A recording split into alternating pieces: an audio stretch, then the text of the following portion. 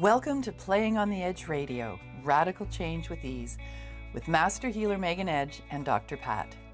This is a space for real conversations about what it means to heal, grow, and transform without losing yourself along the way. Here we explore the edges of change, grief, identity shifts, spiritual awakening, burnout recovery, transformation, and the quiet return to belonging. Each episode blends intuitive insight, practical tools, and meaningful spiritual perspectives to help you reconnect with your inner wisdom and navigate life's transitions with more ease, courage, and self-trust. If you're ready to come home to yourself and discover that radical change doesn't have to be hard, you're in the right place. Welcome, everybody. I am so excited for this episode of Playing on the Edge, Radical Change with Ease, and I'm so excited to be here with my dear friend, Dr. Pat. Yeah. Pat, we've been doing this for such a long time, and every conversation we have is so meaningful and so insightful, and I get goosebumps when I say this, because it's so true that we're able to go into spaces that we don't normally go into when we have these conversations. And this conversation today, oh my gosh, I'm already getting emotional. Wow. Being on the edge of worth it, being worth it, being worth it. And what does that look like? And where does that come from? And we're going to go into a lot of different places and spaces with this conversation today, which I'm really looking forward to. Yeah. And you know what I love about it? You're also going to introduce a pop culture, what I call transformative moment.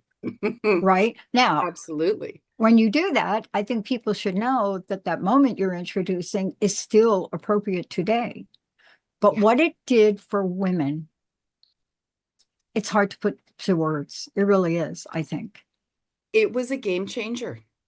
And for a number of reasons. So let's start there, because this is actually what the impetus was for me to bring this topic to our show and to our conversation. I just started something new, which we're also going to talk about later on in the show. A piece of self-care. And as I was in this self-care, I asked myself, or the words came to me, why am I doing this? Because it was a little uncomfortable in the moment. And the words that came in to answer that was, because you're worth it. And I thought, that sounds familiar. I know those words from somewhere. And I remembered that in the early 70s, 1971 to be exact, there was a moment there that changed the entire trajectory of women, the women's movement, women's equality, feminism, women in advertising, women across the board.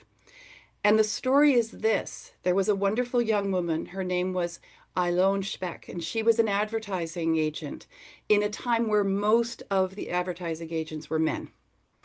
And women in advertising, not only on the creative side, but also on the acting side, had no voice of their own. And even if the product was directed towards women, it was the male actor who would speak on behalf of the woman. And Ilon wasn't going to have any of this for this particular campaign. And this campaign was with L'Oreal, and it was for their, what was the name of that? Hair, I just had it. It was one of their hair colors. Yes. It was, one of their hair colors, premier hair color, something like that. Yeah. And she came up with this line, because I'm worth it. I'm worth doing something for myself. And when the ad campaign came out, and it was the female actress saying, I'm worth it. I'm worth the cost. I'm worth the expense. I'm worth the time. Yeah. That became a rallying cry. Yeah. You know what was brilliant about that too? L'Oreal and this amazing advertiser, L'Oreal had a problem. The problem was they were charging more, right? Not a whole lot more. And even to this day, some say they do. It could have been pennies, but from a perspective, a buyer perspective, who looks down the row and says $11.99, $12.99, $14.99, right? So they had to go in one of two directions: change the price tag, diminish the quality, or what you're talking about. And don't you think that's bold? Absolutely.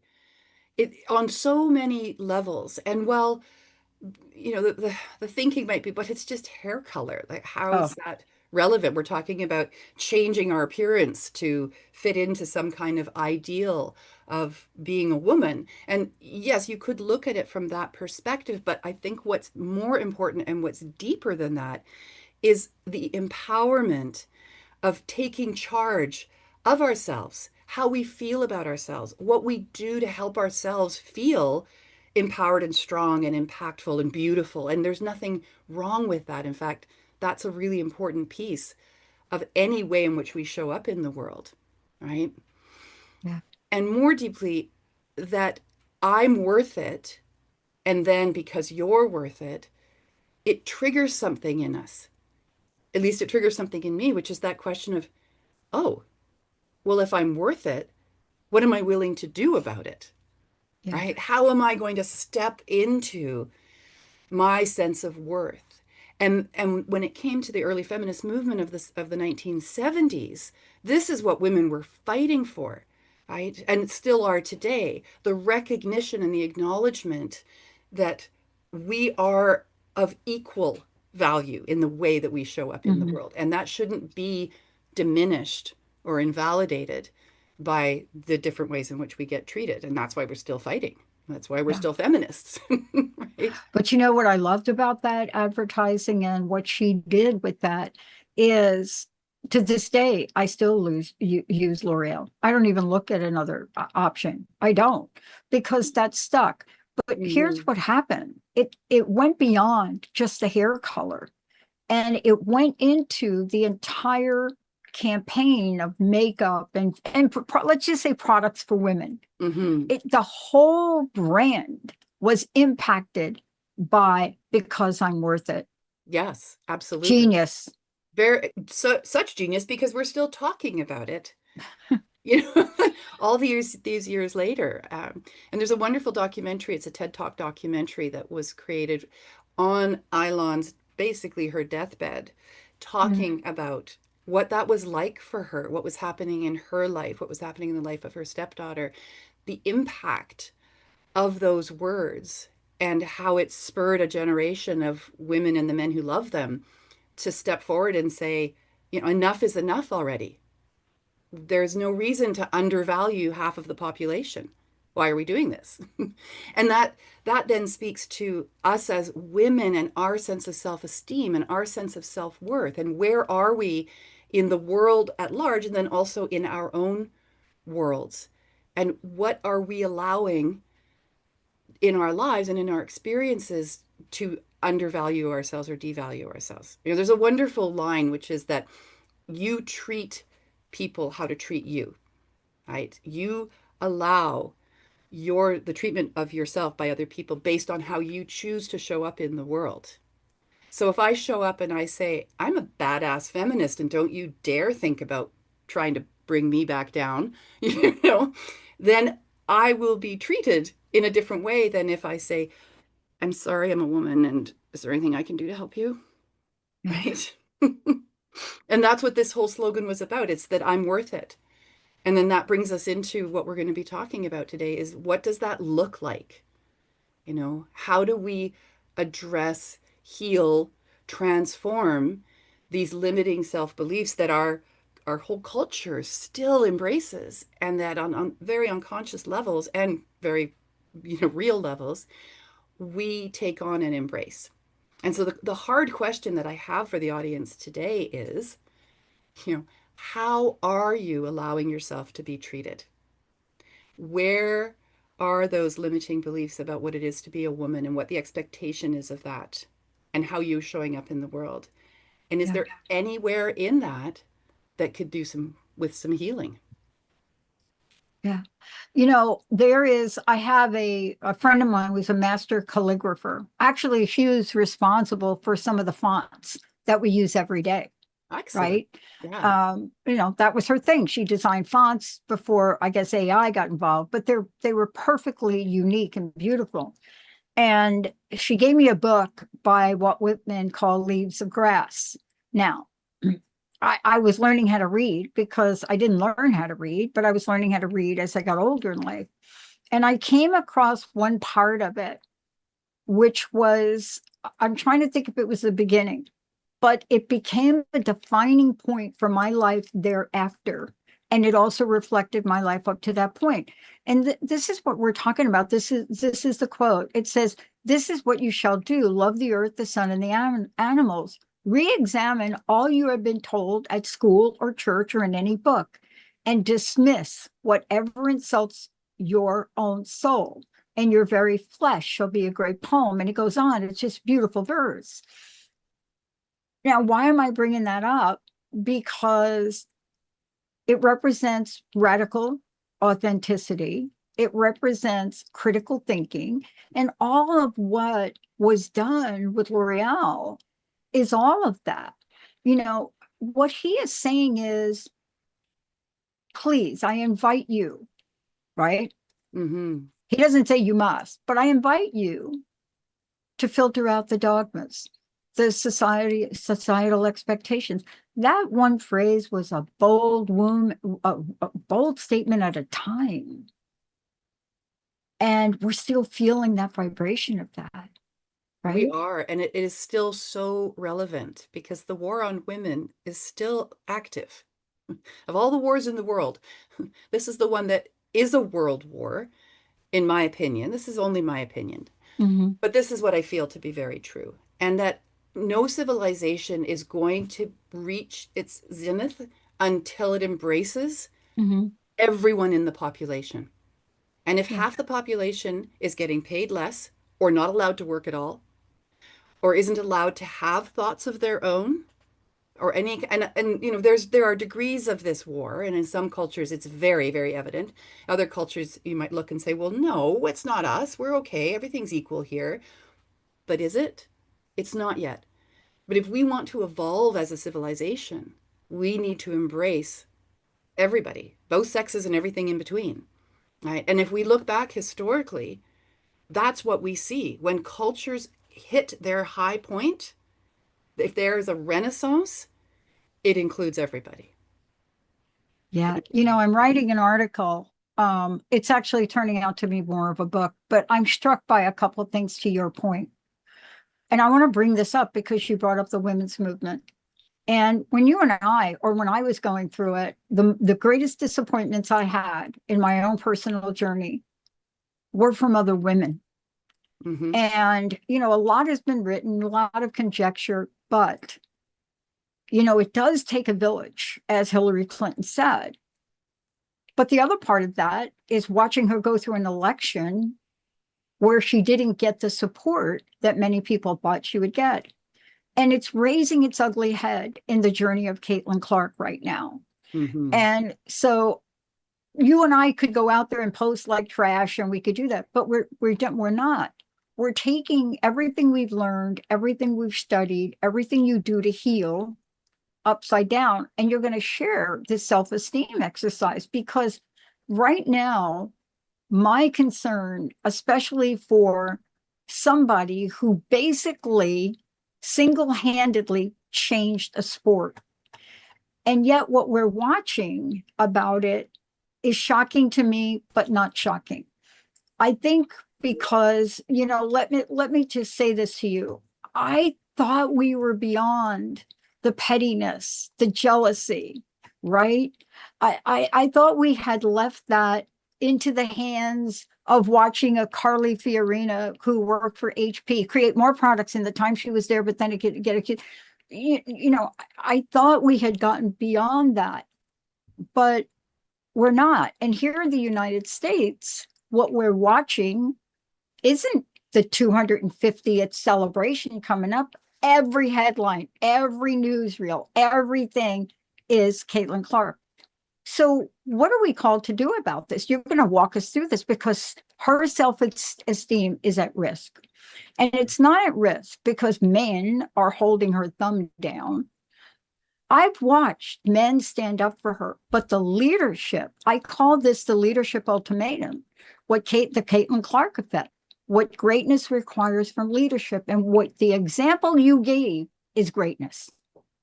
Yes, and here's where it starts. Here's where it begins. It begins with the individual, right? the women's movement, feminism, equal rights, all of that is successful when each individual person has done their work around what they think that's supposed to mean for Yeah. themselves. And it, divided we fall, right? United we how does that go? United we thrive, and divided we fall. And women have been Yeah. divided. There has been a very intentional uh, over many years of creating these divides amongst women and convincing women that they must compete against one another for the scarce resource of the good man. Right? That's a thing. And the power of women gathering is so potent that before we get to the self-esteem, I just want to Yeah. exercise. I want to make this clear. Yeah. The gathering of women is so potent and can be such a threat to the establishment that in the 1700s in the UK, in England, there was a law on the books that forbade more than three women from gathering together at the water hole, at the well. Think about that. Why? What was the necessity of putting that law in place? What is the threat of women gathering and sharing their stories and realizing that their experiences are not as dissimilar as maybe they have been taught to believe that they are? But Yeah. before we can change the whole terrain, the whole landscape of that, we have to do the work on ourselves. So I'm going to Yeah. take us through the self-esteem exercise, which I call I am the center shift. Okay. Please do. So if you're able, like you're not driving or walking down the road, close your eyes if it's safe to do so. And if you can't, just soften them. Think of your current to-do list. We have one. We all have one, right? All the responsibilities, the people who are counting on you, your tasks. Think about that for a moment. And then physically visualize taking your own name and moving it from the very bottom of the list, if it's even on that list, to the absolute top. Top priority, top billing, your name at the top of your to-do list. Feel that for a moment. And then take a deep breath into your heart space. And you can say this out loud or you can say it in your mind as I'm saying it to you. My presence is required for my life to function. Taking care of me is an act of service to the world. And feel how that settles and lands in your body. Take a deep breath and release it. And notice if there's any tension showing up, maybe between your shoulder blades or in your shoulders where you're shouldering all that responsibility. But when you make yourself your biggest commitment, when you put yourself in the center, not, I mean, we talk about the to-do list, but think of it more as you put yourself in the center of your world. Your well-being has a ripple effect that goes out, just like if you drop a rock into a quiet pond. So if you're in a good state of health and well-being, that ripples out without you having to do anything about it. If you're in a state of constant anxiety because you can't get your to-do list done because you're not taking care of yourself, that also ripples out. That's your responsibility. That's why taking care of yourself and putting yourself in the center is non-negotiable if you want to make these kinds of changes in the world. Yeah. And Megan, part of this is realizing that we have gone farther down the rabbit hole than we think in creating a pattern in our own existence that requires us to be gentle and kind to ourselves and to start to make that self-care transition one day at a time. Yeah. Right? We're starting to see it. We're Yeah. starting to see, I was listening to a talk this morning where the speaker made an announcement, and the announcement was that insecurity was an epidemic. Now, this particular person works primarily with women. Mm-hmm. And when you start to break these things down, you take a look at because you're worth it and the person that did that. And at a time where the voice of confidence was loud and clear, even if we didn't agree with everything, It was Hmm. there. And you know what I remember about this? Because let's talk about, the idea of yes to the new beginning and healing. I think the shock for most people during that era, and I think it was around the same time, was the consequences that the National Organization of Women were getting ready to have because they didn't want to include gay women. Mm. And the pivotal moment in time was another outspoken short one liner by Gloria Steinem giving a keynote right before March and saying, I'm a lesbian. Now, why does that matter? Well, of course, she was not. But why does that matter? Because what we're talking about is a muscle that we have to remember we have. And don't let it get so atrophied that it's hard to raise the cup, right? So, Right. how do we start this new beginning? Mm. What Well, does it look like? yeah, I'm going to share some of my personal journey from over the last few months to illustrate what this can look like. And of course, it's different for everybody. We're talking about inclusion and how we need to come together and unite, but we're also acknowledging the differences that we have. And the goal is to have those differences be equal in value and acknowledgement, not all be the same. We're not all homogenous, right? So my shift into saying yes started back last September when a dear friend of mine and former student and former client told me that she was starting a choir for adults who just wanted to get together and sing with one another. Now, I had recently gone through a bit of a voice trauma, if you will, where for the second time in my life, I had been asked to leave a community choir because my voice was not quite good enough for their standards. And this is an interesting tie into the fact that I had to find my voice over the last 30 years, and that's been part of my healing journey, is to find my voice again, because it had been turned off when I was young by things like people saying to me, you shouldn't be singing, right? That can be really impactful. So she said, would you and your husband like to come and join? And before I could say no, the word yes came out of my mouth, right? Before I could think about it, before I could come up with all the excuses and reasons not to do it, I said, yes, let's do this. Let's try this. Because in that moment, then I can start to heal whatever wound still exists by being told by other people that I shouldn't have a voice, right? I shouldn't sing. So that was September. And that was fabulous. And we went all the way through to December. Actually, we went all the way through to April. And I got better, by the way, at singing, which is a fantastic side effect. Um, but then it was, what else can I do now? Now I'm in this energy of, ooh, I want to try something else. And I've always wanted to do archery. So for my daughter's birthday, I gifted her archery lessons, mother-daughter archery lessons. And we got into the archery club and we did archery for 9 weeks. And we learned all kinds of new things and found new muscles we didn't know we had as we were learning it. And it fires up our brains neurologically to do new things, releases chemicals and endorphins in our brains. We know this from the research that gives us that boost, that dopamine or that serotonin boost, and it makes us feel better because we're growing new cellular structures in our brain. But beyond that, it's that feeling of this is new, this is exciting, I can do this. Now, if there are self judgment wounds or self esteem wounds, or you've got a really loud inner critic, when you start to do something new, all of that's going to get triggered. All of that's going to come up to the surface, right? You have the opportunity then in that moment to recognize that's what's happening and doing some work. So the next thing that happened for me is that I met somebody at a festival who has a gym here in Victoria, in Canada, where I live. I've never been a gym person.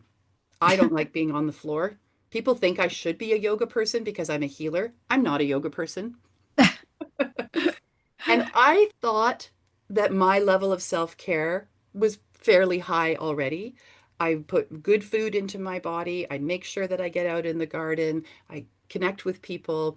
I have all of my oils and unctions and potions and lotions and my plant medicines and my essential oils, and I work with them every single day. But what I realized in that moment when I got on the balance beam, he had a low balance beam there, to see how my balance was, I wasn't balanced. Wow. And I could feel my body say, now, this is the next thing. You need to say yes to this. And they'd had a free assessment. So I said, okay, sure. I put my name down. And then I kind of forgot about it, as we do, until I got a text that said, hey, it's Clara here at the gym, and come on in for your free assessment. And you better believe that every single one of those, judgments and, oh my gosh, and no, I'm going to look silly and I don't look good in those tight gym shorts. And, what if I'm not good enough to do this? What if I don't get it right the first session? What if I look silly or foolish? Like, I've done one aerobics class in my entire life, and it was in the 80s. And so I don't know, you remember what the suits were that the women wore in those aerobics Oh my classes in the gosh. 80s?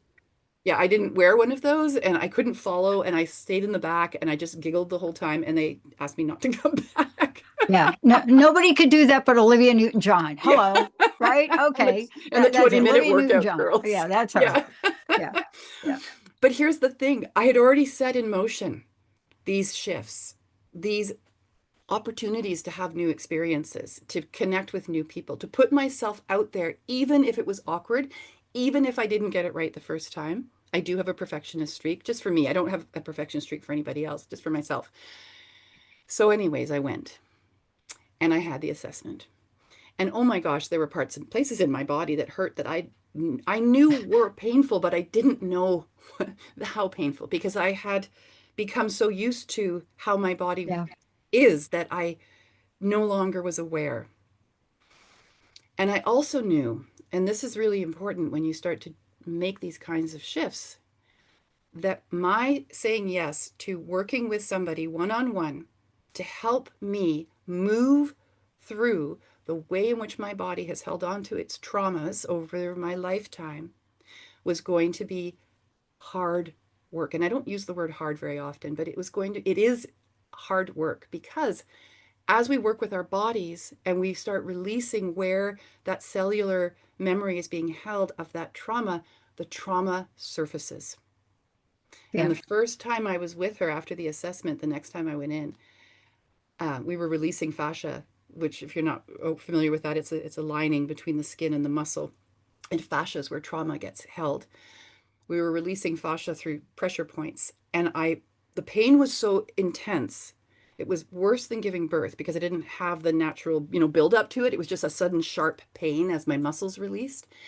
And I cried because of the pain, but I also cried at an emotional level because I recognized what was happening. That crying was the release of some deep trauma that my body had been carrying for many, many years. Yeah. And this is important, because that's the moment where you're worth it. When I said to me, why am I doing this to myself? Because you're worth it. Yeah. Now's You the know, time. what a great story. See, that's why you and I love doing shows together, because, we have enough book knowledge to do book talk, right? We have enough of Mhm. that. Oh yeah. We can be But up here in our heads, no we problem. could be, oh my gosh, I think we did one or two shows like that, and then we walked away from it. But what we're talking about is because we have an epidemic right now, Mm-hmm. right? Mm-hmm. And if people think it doesn't show up, okay, so here, you're going to love this. And then you're going to share an exercise. I wore shorts playing table tennis last night for the first time ever since, well, not for the first time since I was 19 or something. I don't know. Several reasons. I grew up with horrific body image issues, right? I was always teased as a kid. I never looked like my two sisters. And then in COVID, I get two knee replacements. And what do you think my knees look like with that scar? Right. So I made up this story, but I looked at this show. Now, I play at a club where uh, I got to give him a lecture on what air conditioning really is. So that's another show. And by the way, I left early because I couldn't even breathe in there, but I put them on, and they weren't big floppy. They were kind of snug, right? Yeah. Now, I will say I did compensate. I wore an oversized shirt because I'm still me. Hello. and it's a work in progress. Right. But that child part of me that was abused physically in Catholic boarding school had to heal. Yeah. And if you don't think putting on those shorts and walking in there, scar, yeah, I got a 10-inch scar on each knee. If you don't think for 1 minute walking in there and doing that was a healing moment, you're going to demonstrate to us why it was, but what we can do, that childlike nature of who we are. And I love our parallels, Pat, because as we were planning for this show and we were chatting, we found ourselves in a very similar place of taking that level of self-care to the next level, like really getting deep in the body. Because this body is so magnificent and so beautiful, and it's the only one we get in this life.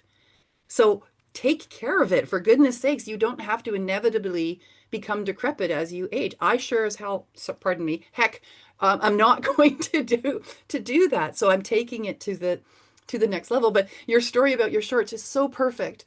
That's the exact experience I had last week when I went out and got myself a pair of tight little culotte thingies, the things that people wear to the gym. I don't have Oh, that yeah, in my yeah, wardrobe.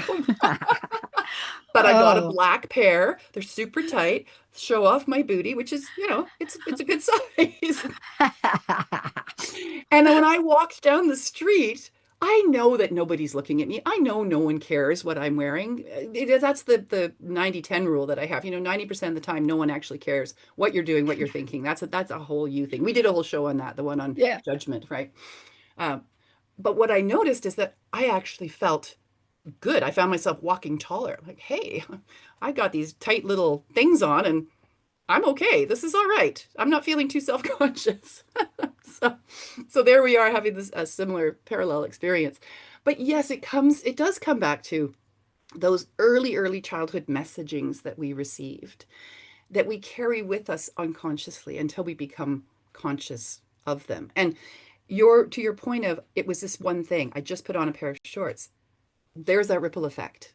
That is a healing moment. This is why we say radical change with ease. It doesn't have to be a great big huge production. It can be one thing a day that you challenge yourself on. Yeah. So I'm going to take you through this exercise that Thank I you. call childlike alibi. All right. And so again, just let yourself soften. Close your eyes or keep them open. That's entirely up to you, but just soften.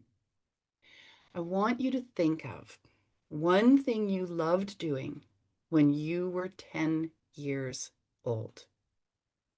10 is a significant time in our lives.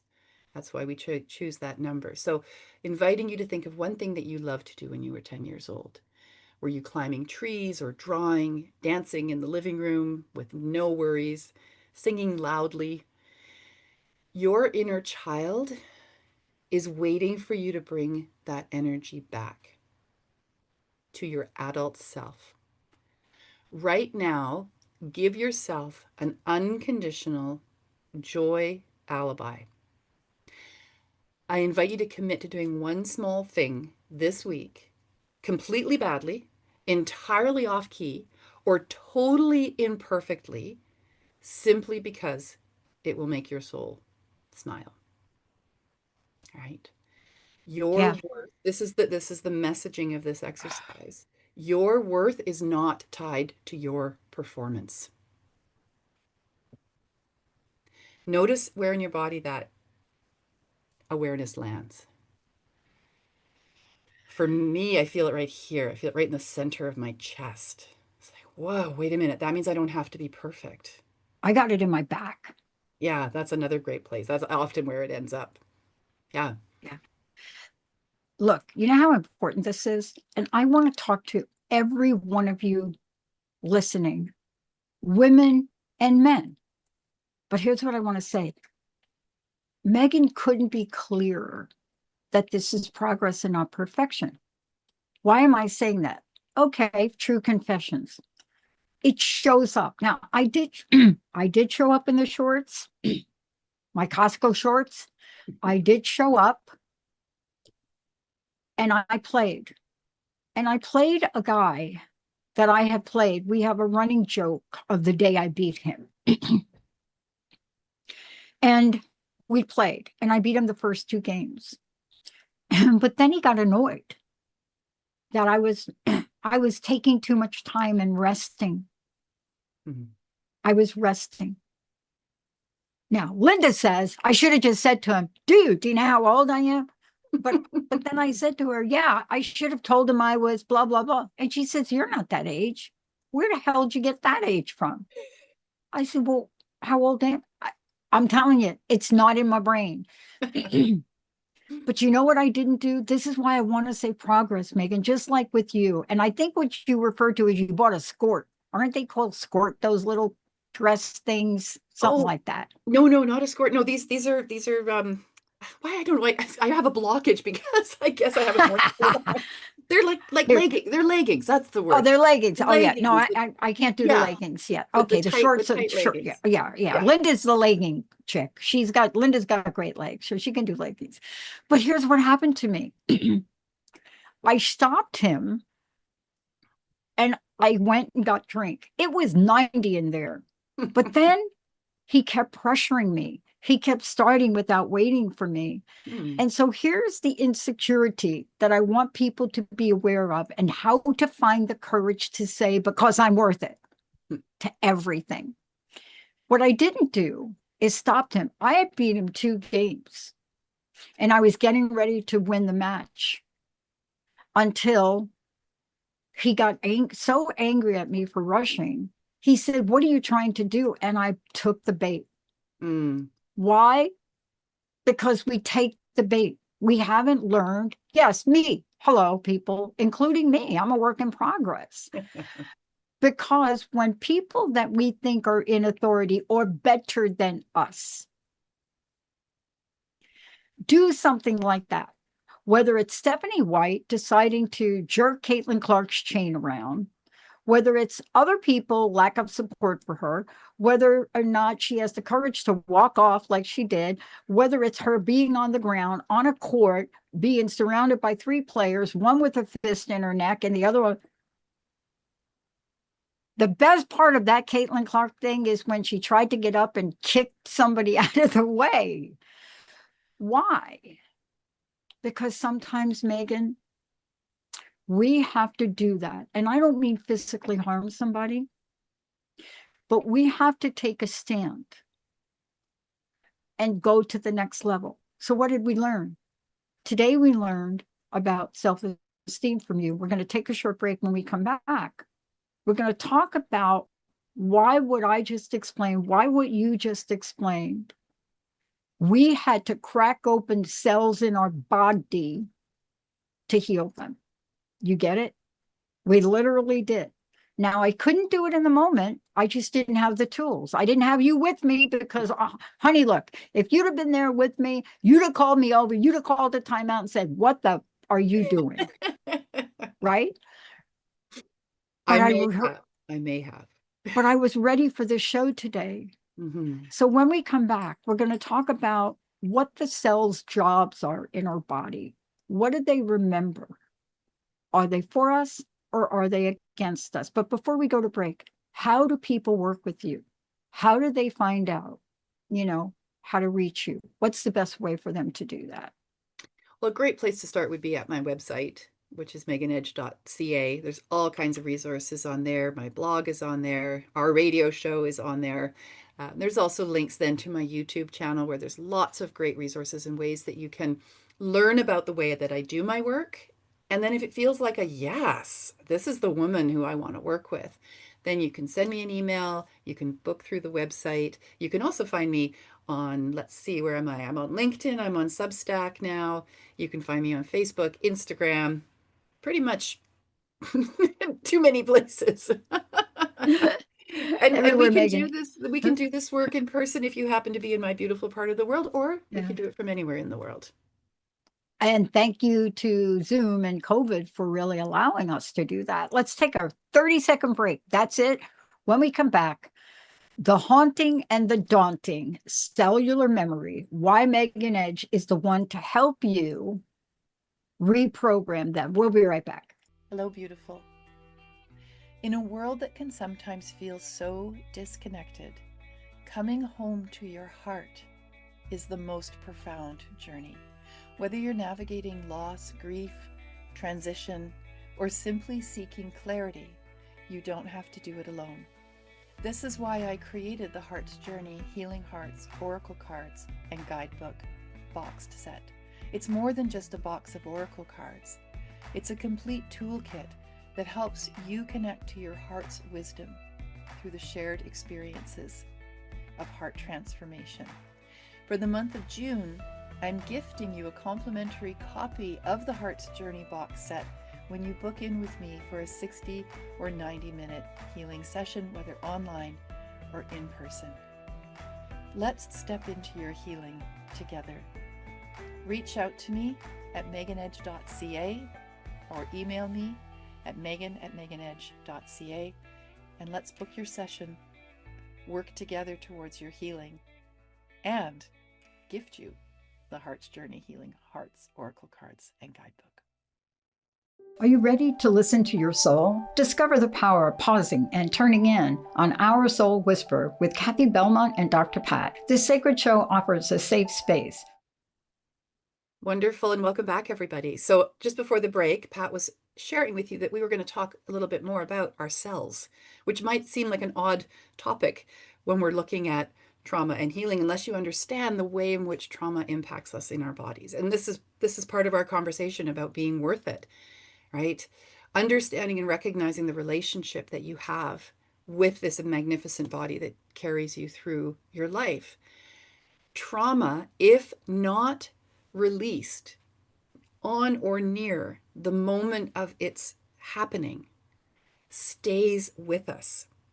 And I'm going to share something kind of radical with you. Not kind of. I'm going to share something radical with you. This is a radical belief that I have. The aches and pains that you experience as you age are not a natural part of the aging process.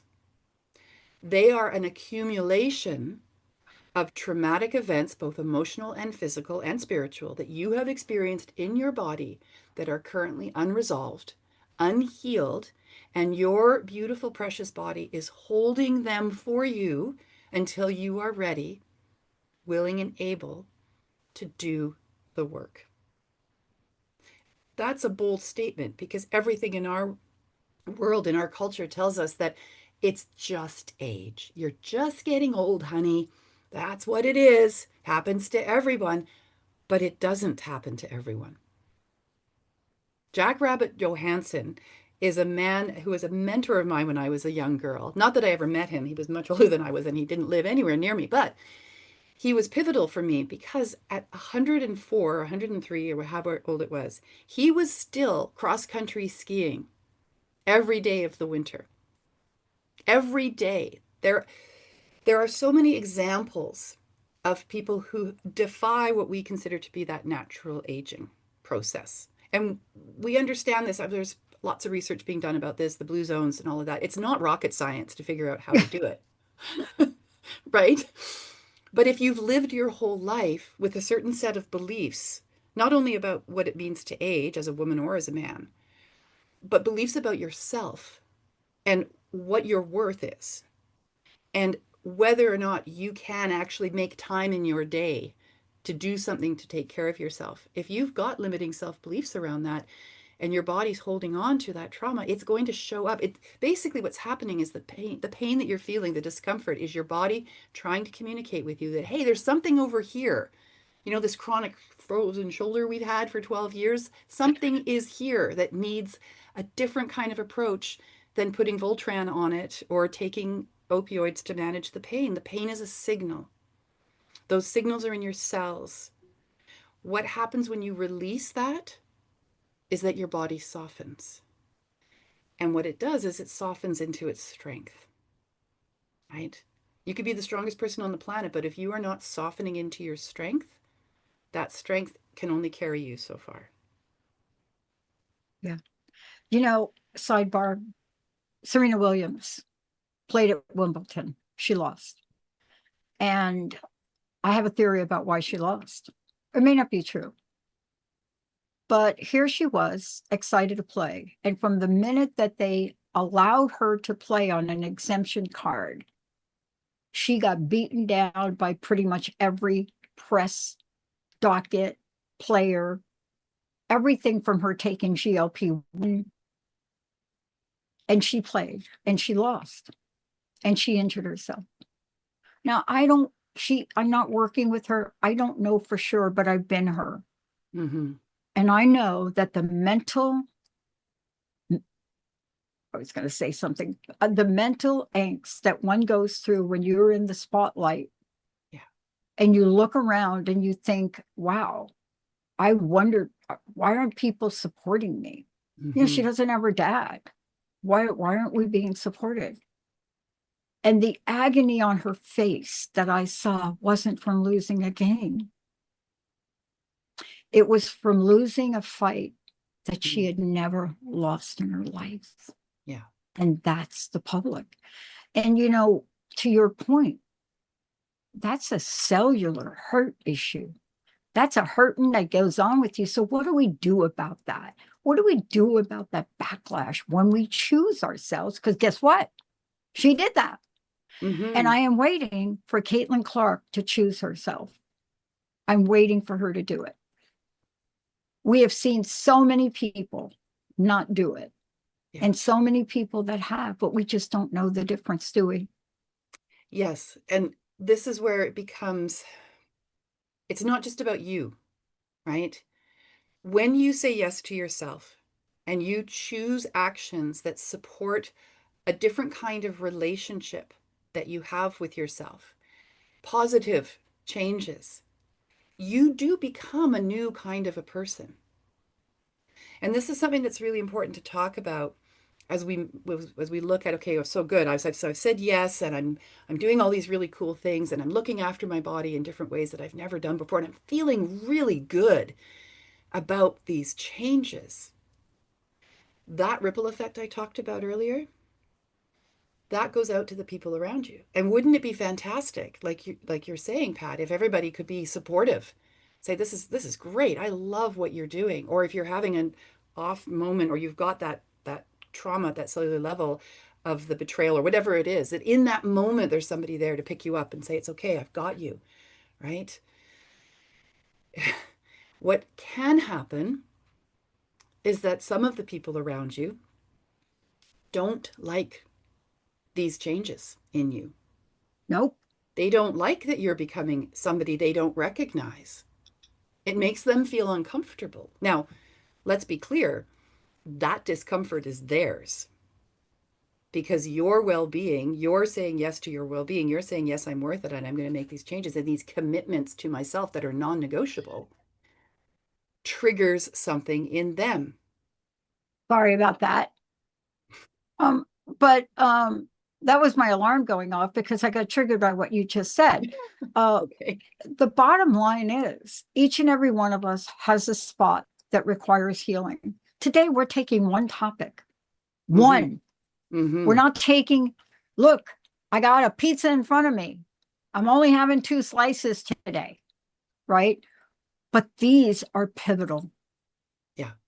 This is a conversation that points to an epidemic that we are not talking about now. We're not having this conversation. And I'm not here to criticize that.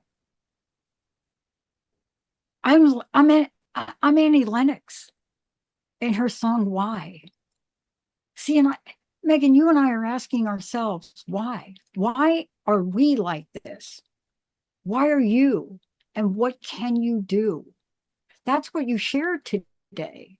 This isn't about blame or shame, but it's about helping people take a step that could literally change the trajectory of their lives. Yes. And in some situations, save their lives. Think about that for a moment.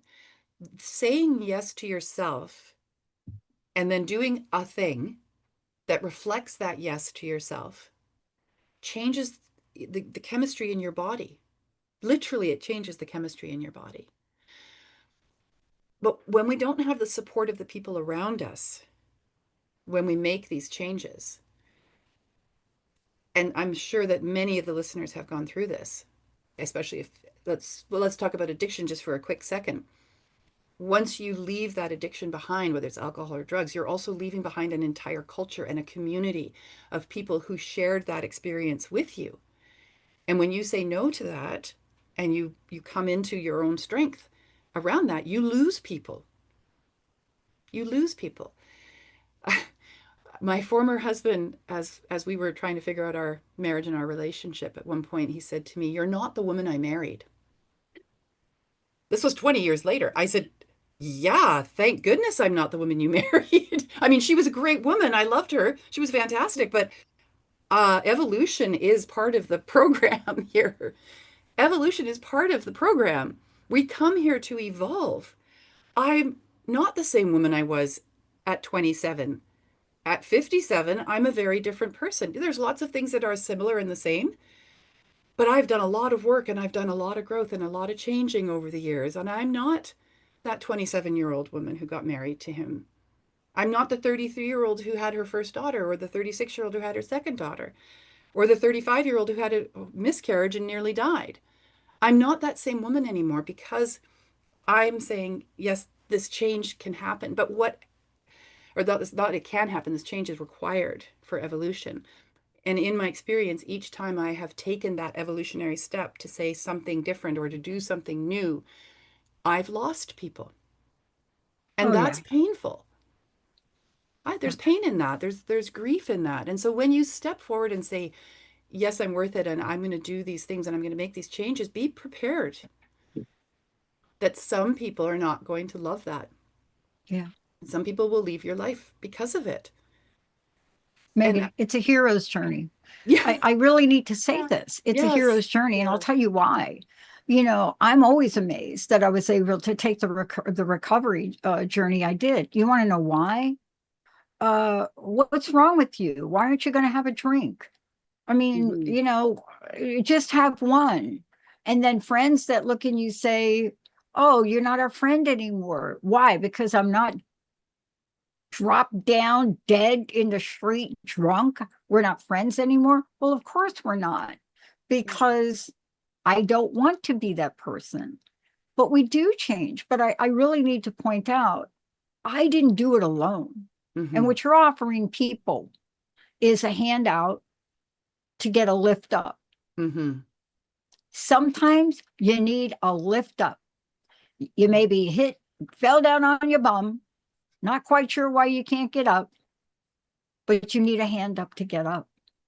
And what we're talking about is a body of work you've done. And part of that is it shows up in the Healing Hearts Oracle cards you created. See, you're not just talking, you've done some things. And Mhm. you're actually going to pull a card today, aren't you?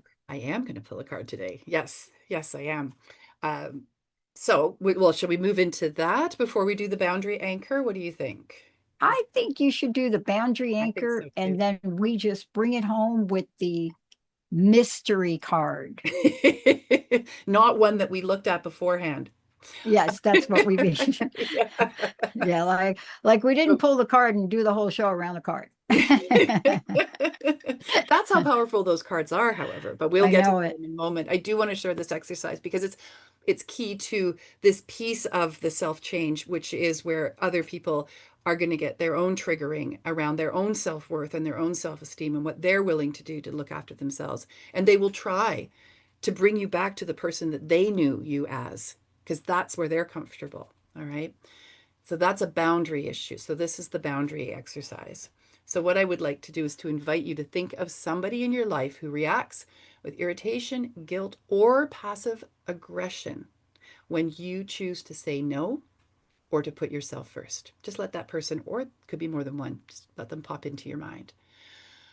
Now imagine them standing in front of you. Place your hand firmly over your solar plexus. This is your seat of personal power.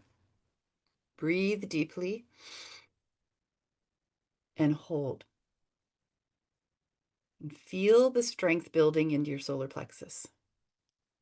And now silently say to them, or say to them, I love you, but I'm no longer available to shrink so that you can feel comfortable. I'm allowed to evolve. Feel that. And now notice how anchoring in your core, when you say that, prevents you from absorbing their discomfort. Because it's theirs, it's not yours. And then take a deep breath and release it. And just notice. This is a lot of the work that I do, Pat, is about inviting people to observe rather than fall into what they're feeling, right? To move into the observer role. Because when we can observe what's happening to us, we can have a communication or a conversation with that instead of letting it run the show. All right. So we did pull a card, and the card that came up, and we did pull it intuitively, not Yes, intellectually, yes. is this beautiful card called Heart Trap. And for those of you who are looking at the video, what you're seeing is a spider web covered in frost on the edge of a tree. And the message of the card is that you may feel trapped by love. It may seem impossible to move out of a relationship because of someone else's complexities. There are solutions. Take step towards well-being with others' help. And then I'll take it just a little bit deeper as we come to the top of the hour. I found this spiderweb heart on an old growth tree in a wooded area on Main Island in Canada. Most of the surrounding area had been logged many times, indicating old wounds on the land that have not healed. When I saw this web, I knew that it was for the Healing Hearts Oracle cards, and I thought I knew its message, but I was wrong. The web's message isn't about connecting and weaving our lives together. Instead, it is this: you can each feel helpless in love, whatever that relationship is. You are each capable of staying in relationships you know are no longer healthy for you. You stay for fear of safety or other people's judgments. You stay for what could have been. You stay for a love that once was.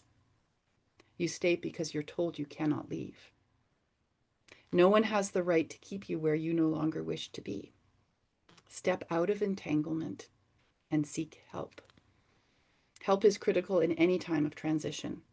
I'm always grateful to the people who crossed my path as I moved into my heart's journey. I couldn't have done it alone, and neither should you. Be safe and seek help. Wow, that is powerful beyond words. Megan, one last thing. How may people reach out to you, work with you, all of the above? And those oracle cards you created. So I want to make sure people know that. Yes. Yes, Okay. I did. I wrote the oracle cards. I wrote the books that go with them. It's a box set Yep. with the guidebook and all the ways to work with oracle cards, and then each card itself. And these are images of hearts that I found in nature as I was transitioning out of one of those kinds of relationships that I just shared in that. And it was because I was changing, and I was saying yes to new things, and I was evolving, and my partner at the time was not. And it was radical change. You can reach me through Transformation Talk Radio on my host page. You can also reach me through my YouTube channel, through Substack, through email, through my website, meganedge.ca. All of that information will be in the show notes. There's also a 20% off coupon for anybody who wishes to purchase their own copy. Great. Of the Heart's Journey Healing Hearts Oracle cards. Yeah. Yeah. Thank you so much. And for those of you out there, maybe today is the day you put on those tights or you put on those shorts. Maybe this is your day to demonstrate you're worth it. Thank you all for tuning us in. We'll see you next time. See you next time. Because Thank you for joining us today on Playing on the Edge Radio. If you felt seen, supported, or inspired, take a moment to subscribe, share this episode with someone you care about, and continue the journey with us. For more healing resources, to book a healing session, and to learn more about Megan's work, including the Heart's Journey, Healing Hearts Oracle Cards and Guidebook, visit meganedge.ca. And remember, healing isn't something you have to wait for. It begins the moment you choose to come home to yourself.